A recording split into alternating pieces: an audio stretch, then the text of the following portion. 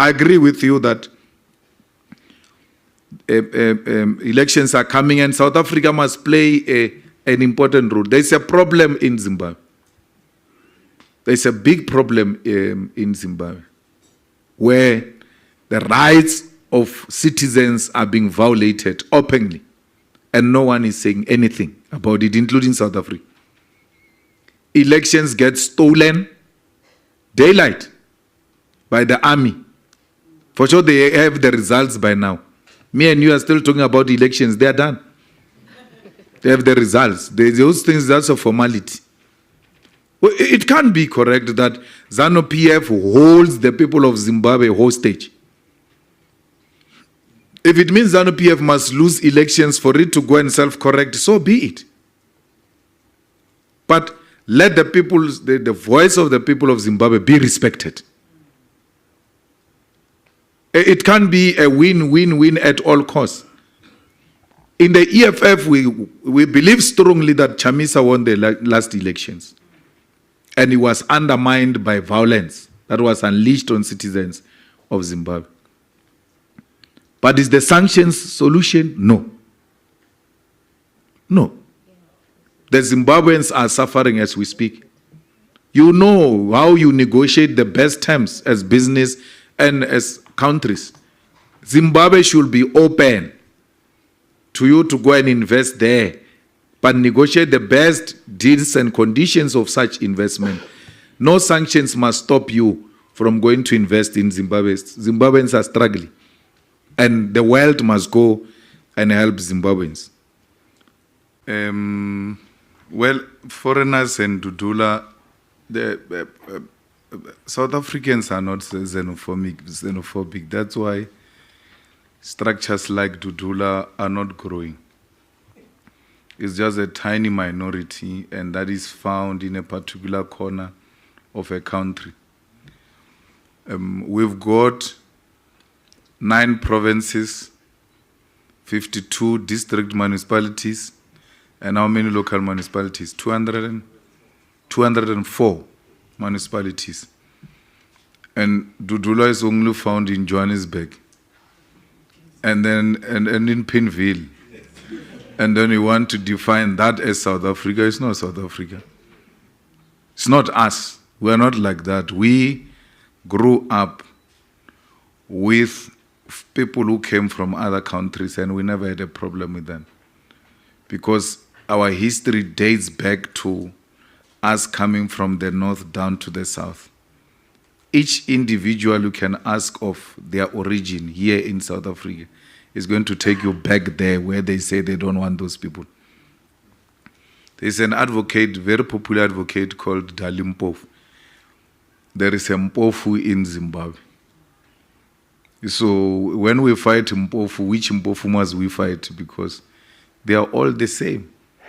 There are Xhosas in Zimbabwe, there are Ndebeles in Zimbabwe, there are Zulus in Zimbabwe, there are Tswanas in Zimbabwe, there are Vendas in Zimbabwe, the same way they are here.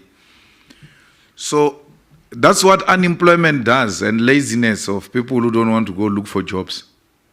They just go forming things here and then they go to shops to intimidate business people because they want to get bribed. And then business people comply with such things of thugs. It's criminals. They can't do anything, nothing. So that cannot be a definition of South Africa. It's a group of criminals who are in cahoots with some ministers, by the way. They are working with them.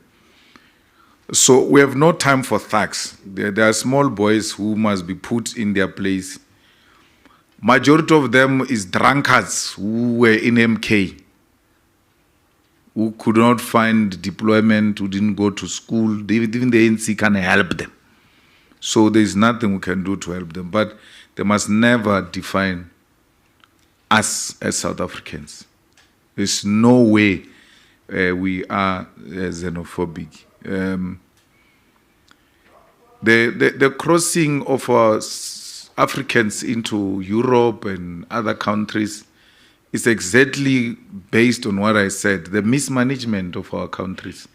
Because we're not poor. We should be providing solutions. We're a typical example of how resourced we are. That's why you see other nations have left their countries to come and colonize us. We never went to colonize anyone.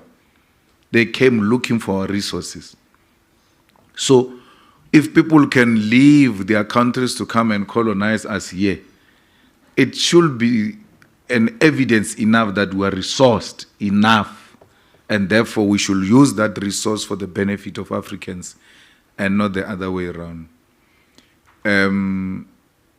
There is a reluctance because to create a formidable thing like an African government, because everybody benefits from these little cocoons.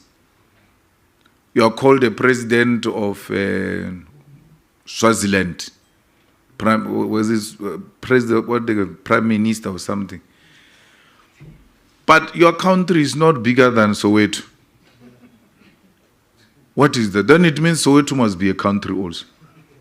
So, but because they benefit from that, they don't even want to engage in this discussion.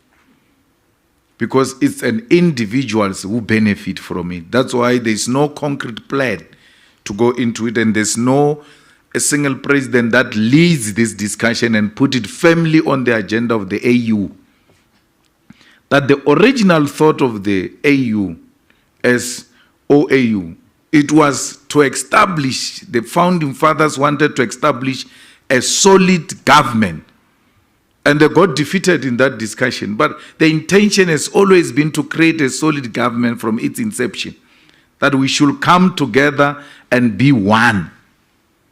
And something came out of it, and it never went back to